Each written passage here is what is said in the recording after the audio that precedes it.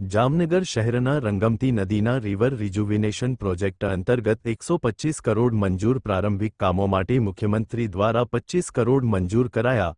પ્રોજેક્ટના પ્રારંભિક તબક્કાના કામો માટે 25 કરોડની રકમની મંજૂરી આપવામાં આવી। રંગમતી નાગમતી નદીઓની પહોળાઈ તેમજ ઊંડાઈ પણ વધારવામાં આવશે। પ્રથમ ચરણનું કામ ચોમાસા સુધીમાં પૂર્ણ થઈ જાય તેવી રીતે કામગીરી હાથ ધરવામાં આવશે। ધારાસભ્ય રીવાબા જાડેજાએ આપી પ્રતિક્રિયા।